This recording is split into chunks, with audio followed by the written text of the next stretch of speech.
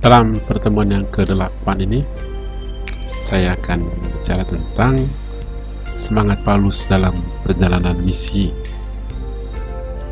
Akan ada 4 bagian dari seluruh penjelasan tentang semangat Rasul Paulus dalam perjalanan misionarisnya, dan ini pertemuan ini akan menjadi bagian yang pertama. Kita membaca Kisah Para Rasul 9 ayat 19 sampai 22, bab 11, bab 13, bab 14 dan bab 15. Dari bab-bab yang ada ini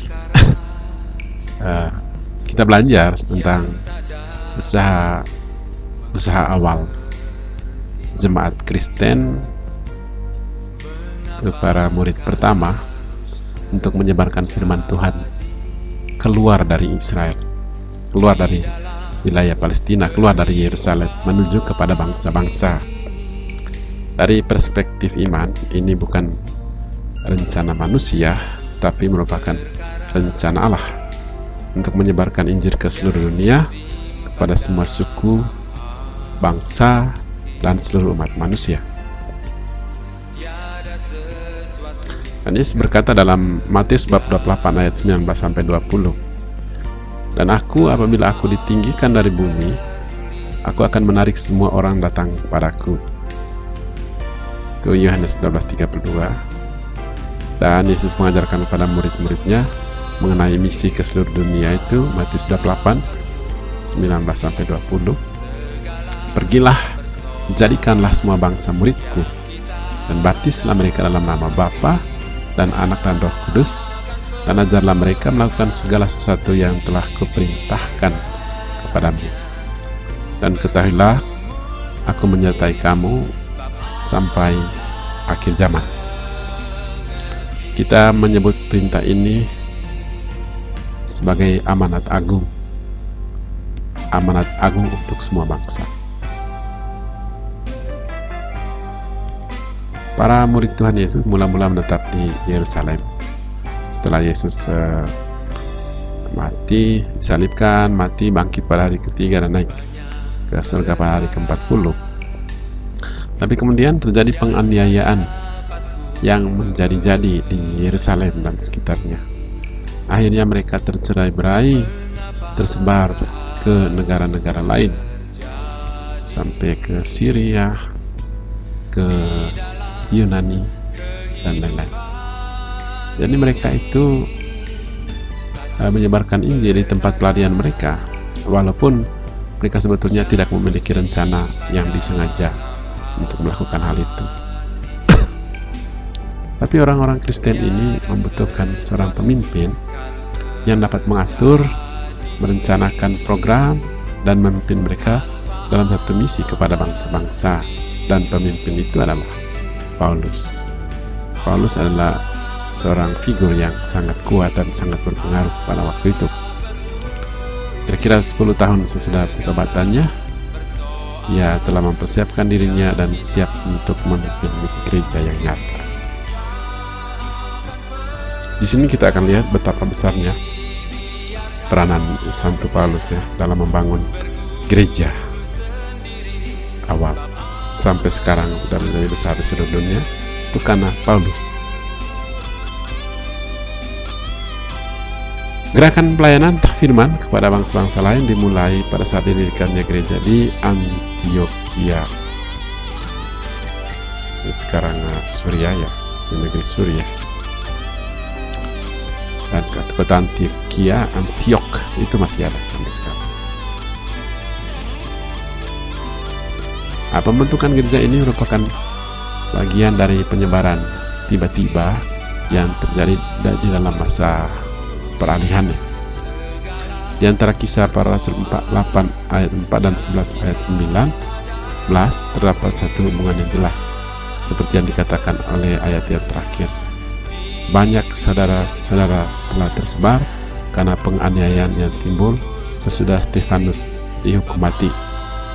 Mereka tersebar sampai ke Venesia, Siprus, dan Antioquia. Namun mereka memberitakan Injil kepada orang-orang Yahudi saja. Nah, inilah Kota Antioquia ini yang lingkar merah bawah itu kota Antioquia di Syria, itu dekat dia sekarang sudah masuk ke wilayah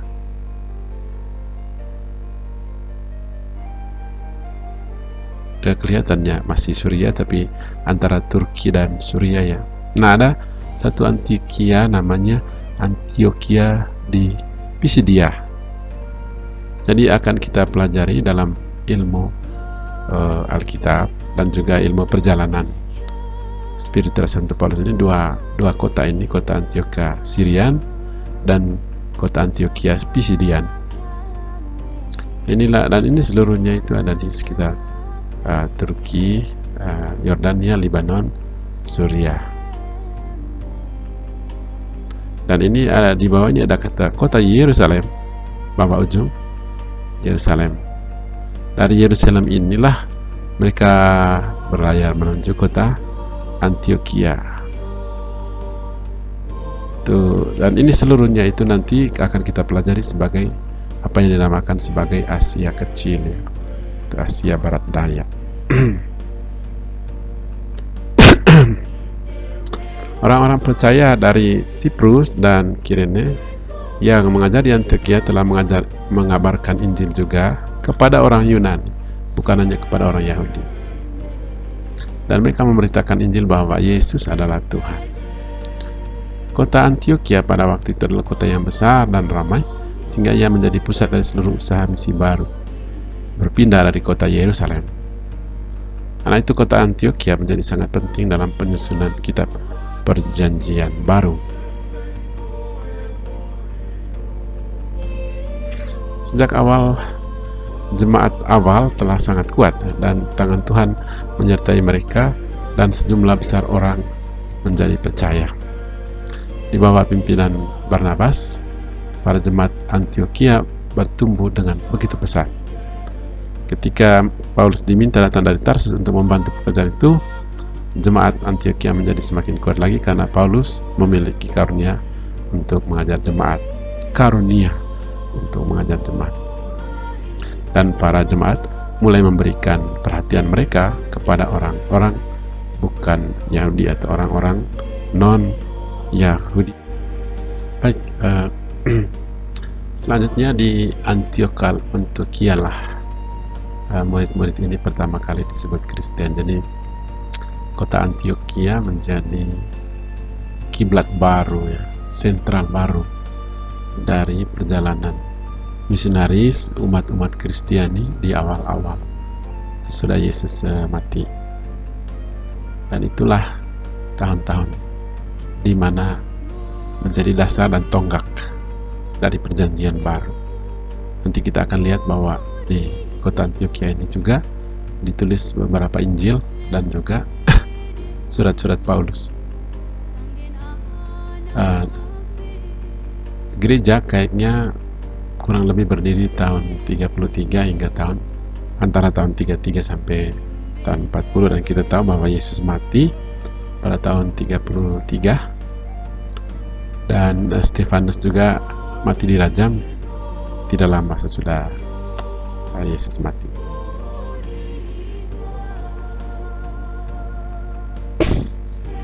Untuk mendapatkan reputasi yang cukup berarti hingga dapat menarik perhatian gereja di Yerusalem, ya tentu butuh waktu.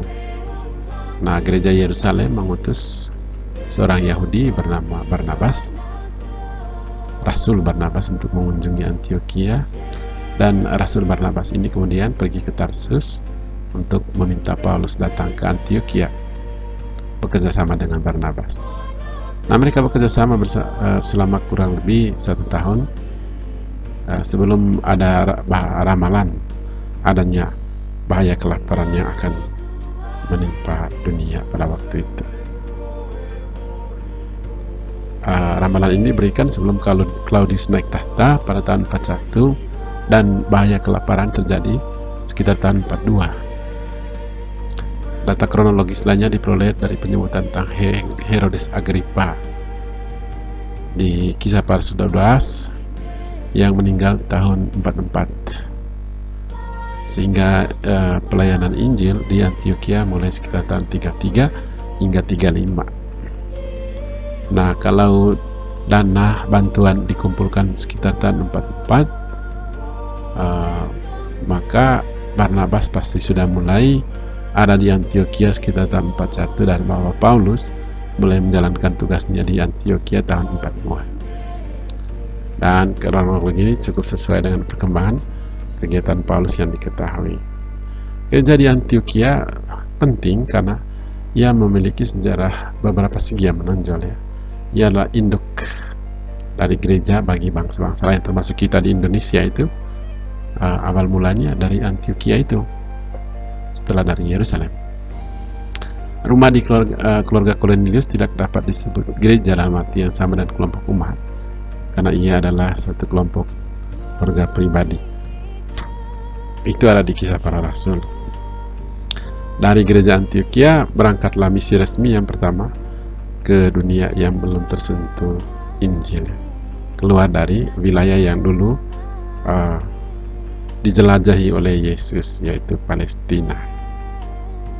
Di Antioquia juga ada perdebatan tentang status umat Kristen dari bangsa-bangsa lain, juga tentang sunnah, tentang kuasa hukum Taurat dan sebagainya.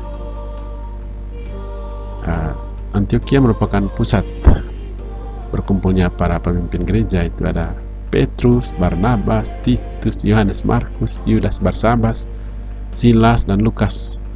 Semuanya dihubungkan ke kota Antioquia.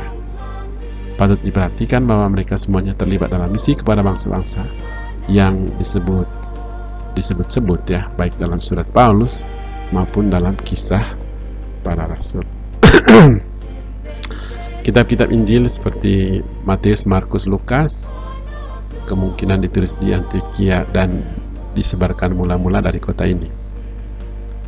Kemungkinan hubungan di antara Markus dan Lukas, ya, ada kesesuaian antara Injil Markus dan Injil Lukas, maupun pertemuan mereka di Roma dapat menjawab beberapa masalah yang sering didiskusikan dalam masalah Injil sinoptis. Injil sinoptis itu ada 3, yaitu Matius, Markus, dan Lukas. Kenapa sinoptis? Karena kisah-kisah yang di ketiga Injil ini hampir sama, beda-beda tipis. Nah, Santo Ignatius, Uskup Antioquia, pada akhir abad pertama nampaknya hanya mengutip dari Matius. Ketika ia berbicara mengenai Injil, seolah-olah Injil Matius adalah satu-satunya Injil yang diketahuinya. Nah, ada seorang sejarawan Alkitab namanya Streeter mempertahankan pendapat bahwa Injil Matius berasal dari kota Antioquia karena Injil ini digunakan sebagai referensi dalam tulisan Santo Ignatius dan juga dalam sebuah buku yang namanya Didache. Didache itu artinya ajaran 12 Rasul. 2 buku ini adalah dokumen-dokumen orang Syria, di mana ada kota Antioquia. Bila ketiga Injil sinoptis menamakan dasarnya pada suasana yang hidup dalam khotbah lisan gereja di Antioquia, pelayanan firman mereka kepada dunia dikatakan merupakan warisan Antioquia kepada bangsa-bangsa lain, baik di masa lalu maupun di masa sekarang. Gereja di Antioquia juga tersohor karena guru-gurunya, terutama Barnabas dan Paulus. Jelas Antioquia telah mengalahkan Yerusalem sebagai pusat pengajaran Kristen dan markas misi Injil. Mungkin perkembangan Antioquia makin dipercepat oleh penindasan Herodes tahun 44 di gereja Yerusalem, dan bahaya kelaparan makin melemahkan gereja Yerusalem. Penindasan Herodes mengakibat kematian Rasul Yakobus anak Zebedeus, dan juga Petrus hampir mati. Nah, fakta yang paling kuat tentang gereja Antioquia ialah kesaksian ini ya. Sebelumnya orang-orang yang percaya pada Kristus dianggap sekte agama Yahudi, tapi dengan masuknya bangsa lain ke dalam kelompok mereka dan makin berkembangnya sistem pengajaran yang berbeda dari hukum Musa, dunia mulai melihat perbedaannya dan menyebut mereka itu sebagai Kristen, artinya milik Kristus. Nah, ada peranan Roh Kudus dalam hal ini. Nah, pada waktu itu di Jemaat Antioquia ada beberapa nabi dan pengajar, yaitu Barnabas dan Simeon yang disebut Niger, Lukius orang Kirene, dan Menahem. Pada suatu hari ketika mereka beribadah, berkatalah Roh Kudus, khususkanlah Barnabas dan Saulus bagiku untuk tugas yang telah kutentukan bagi mereka. Maka berpuasa dan berdoalah mereka, dan setelah menumpangkan tangan ke Barnabas dan Paulus, mereka membiarkan keduanya pergi. Oleh karena disuruh Roh Kudus, Barnabas dan Paulus berangkat ke Seleukia, dan dari situ mereka belayar ke Siprus. Selanjutnya mereka menumpangkan tangan dan mengutus kedua orang itu pergi untuk melakukan tugas mereka. Jemaat di Antioquia merasa sangat kehilangan dengan perginya kedua pemimpin yang kuat ini. Mereka menyadari bahwa ini adalah satu kesempatan yang besar untuk dapat saling membagi pekerjaan pengabaran Injil kepada seluruh dunia. Walaupun mereka sedih, tapi mereka tetap memberi kesempatan untuk mereka menjadi misionaris.